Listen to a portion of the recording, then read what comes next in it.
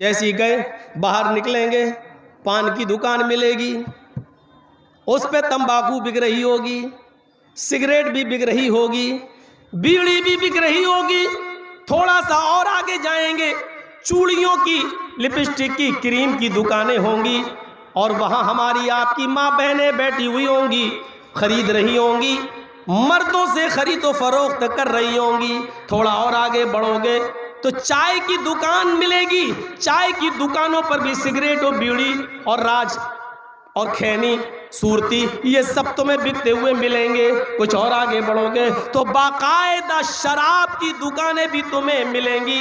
कुछ और आगे बढ़ोगे बियर बार भी मिलेंगे। कुछ और आगे चलोगे तो जिस्मों को बेचने वाली लड़कियां और औरतें भी तुम्हें दावतें नजारा दे रही होंगी। आओ, चीप रेट में, सस्ते भी है, हाई रेट भी है, हम कॉल गर्ल भी हैं, हम हाई फाई प्रोफाइल भी है, सारी चीजें मौजूद हैं। ये दुनिया में गुनाहों का जाल है। जैसे कांटों से बच बच के गुजरते हो, ऐसे ही दुनिया में गुनाहों से बच बच के चले जाओ। यही तकवा है। अगर एक आध गुनाह तुमसे हो जाए तो तुम अल्लाह से तौबा कर लिया करो। बिस्तर पे जब सोने के लिए जाओ तो पूरे दिन का हिसाब लिया करो। आज हमने दिन भर में कितनी अच्छाइयाँ की हैं, कितने गरीबों को हमने खाना खिलाया, कितने फकीरों को खाना खिलाया, कितना सदका और खैरात किया, कितने हमने नफली नमाजें पढ़ी, हमने कितनी अच्छाइयाँ की। और रात में जब सोने जाओ तो दिन भर का हिसाब लेते हुए ये भी सोचो कि आज हमने गुनाह कितने किए हैं। और जब सोने जाओ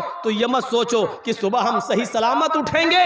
अल्लाह के रसूल ने अब्दुल्ला इब्न उमर से कहा था, कुन फिद दुनिया का अन्नका गरीबुन औ आबिरु सबील। आया अब्दुल्ला, दुनिया में एक मुसाफिर की तरह रहना, एक अजनबी की तरह रहना। जैसे मुसाफिर हमेशा किसी जगह नहीं रहता, 2-3 दिन क़याम किया और आगे बढ़ जाता है, ऐसी तुम्हें दुनिया में हमेशा नहीं रहना है। आए अब्दुल्ला, तुम एक मुसाफिर की तरह इस दुनिया में आए हो। आए अब्दुल्ला, इज़ा अस्बहत फला तंतज़िरिल मसा, जब सुबह सवेरे उठ जाया करो तो शाम का इंतजार न किया करो। पता नहीं शाम तक तुम मुर्दों में लिखे जाओ या जिंदों में लिखे जाओ। वइज़ाम सईता फला तंतज़िर सबाह। आए अब्दुल्ला, जब रात में बिस्तर पर सोने जाओ तो सुबह का इंतजार न किया करो। पता नहीं सुबह तक तुम्हारा शुमार मुर्दों में हो या जिंदों में हो। यह है तकवा, जिसको कुरान ने कहा है, या अय्युहल्लज़ीना आमनुत्तकुल्लाह हक्का तुकातिह, ऐ ईमानो वालो अल्लाह से डरो जैसा कि उससे डरने का हक है, जैसा कि उससे डरने का हक है। ट्रेन में सफर कर रहे हैं, जर्जीस साहब की सीट लोअर बर्थ है, नीचे वाली है। मिडिल बर्थ पर एक और आदमी लेटा हुआ है और मिडिल बर्थ के ऊपर एक और सीट है, उस पर एक और आदमी लेटा हुआ है। रात में ट्रेन धड़ाधड़ चल रही है स्पीड से, लोगों ने लाइटें बंद कर रखी हैं अपनी कैबिन की। जर्जी साहब पेशाब करने के लिए उठे, लोअर बर्थ से टॉयलेट से वापस आए, अपनी बर्थ पर लेटना चाहते हैं लोअर बर्थ पर।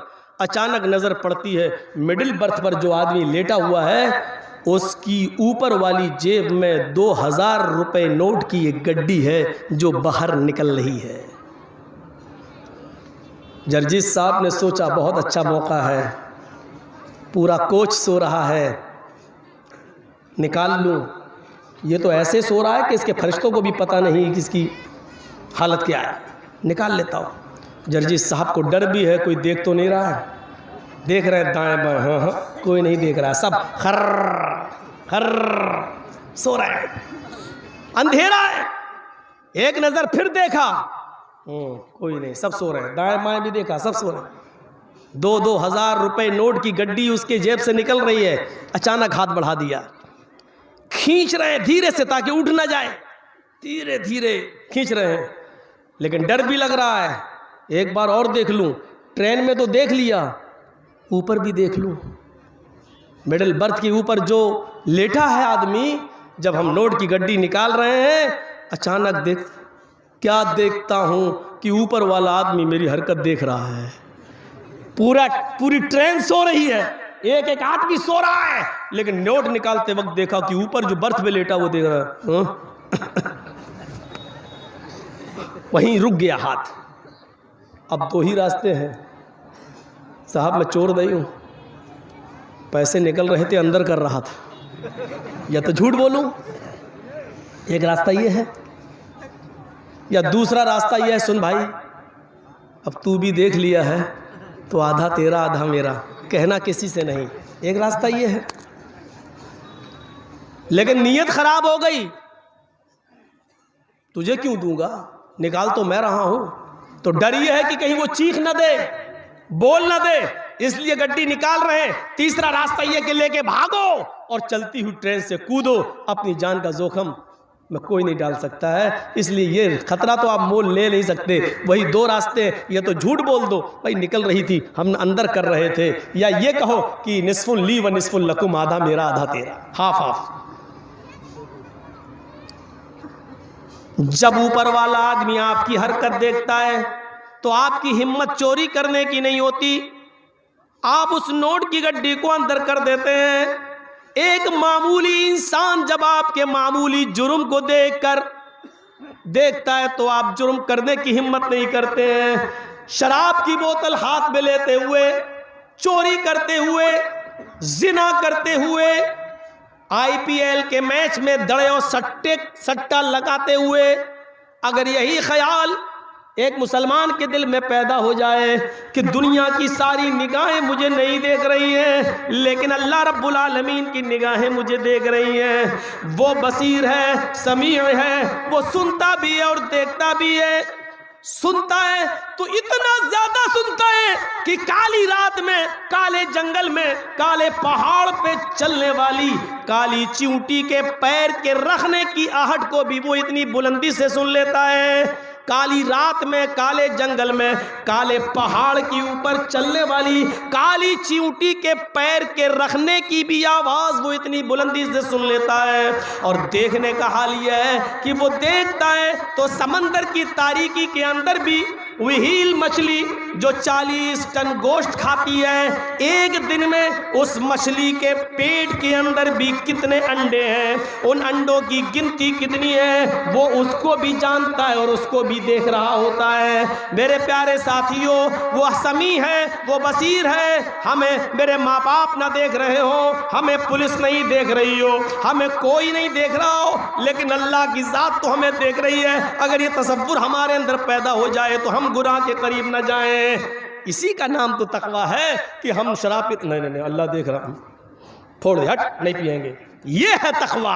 हम अल्लाह के डर से कोई चीज़ छोड़ दें। ये है खूबसूरत लड़की ने बुलाया, आ जाओ व्हाट्सएप पे, हाँ चले आओ, पता नहीं कैसी हो, पहले फोटो भेजो, दे दिया, नहीं कुछ ओपन भेजो खुला हुआ, उसने वो भी भेज दिया, लो लड़की अच्छी, चल दिए। तकवा तो तब है जब बिस्तर पर उसके साथ लेटे हो, दोनों अपने कपड़े उतार रहे हो और उस वक्त ये ख्याल पैदा हो जाए कि दुनिया की सारी निगाहें नहीं देख रही हैं लेकिन अल्लाह देख रहा है, हट लात मारे भग, चल आई हमारा ईमान खराब करने, और उसी वक्त वहां से निकल जाए। ये है तकवा। ये है जैसे कौम बनी इसराइल में उस शख्स ने तकवा अख्तियार किया था, और बुखारी शरीफ की उस रिवायत के मुताबिक जो एक चचेरा भाई अपनी चचेरी बहन से प्यार करने लगा था, लेकिन चचेरी बहन को कोई मतलब नहीं था, और जब उसका बाप मर गया तो वो एक दिन भूखमरी की शिकायत लेकर अपने भाई के पास आई और कहती है कि मेरे भाई, तुम्हें तो मालूम है कि मेरे बाप नहीं रहे इस दुनिया में, मेरे शौहर की तबीयत खराब है, बीमार है, बिस्तर पर लेटे हुए हैं, मेरे बच्चे भूखे मर रहे हैं, अगर कुछ मदद कर सकते हो तो करो। और आज मौका मिला उस आदमी को, चचेरे भाई को, और कहता है, आए मेरी बहन, चचेरी बहन, पूरी ज़िंदगी तुमसे जो बात नहीं कह सका वो आज कह रहा हूँ।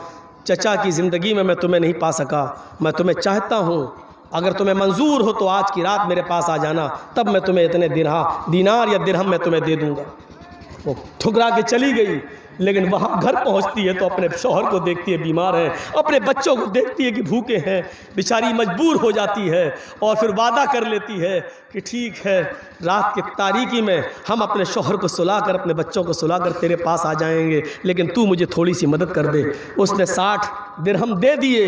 इसने लाई और लाकर अपने शौहर को दवा इलाज कराया, अपने बच्चों को खिला पिला के सुला दिया। जो वादा किया था वादे पर पहुंचती है। उसने दरवाजा खोला, अपने सीने से लगाया, औरत को, अपनी चचेरी बहन को बिस्तर पे ले गया। जैसे उसने बिस्तर पे जाकर उसके कपड़े उतारने की कोशिश की, ये कांपने लगी, थर्राने लगी। उसके चचेरे भाई ने कहा, तुम जब आई थी तो इतना नहीं कांप रही थी, तुम्हारी ये हालत, जब इतना डरोगी तो आगे का काम कैसे होगा। डर छोड़ो, कुछ अपने अंदर खुलापन लाओ, डर हटाओ, मेरा सपोर्ट करो।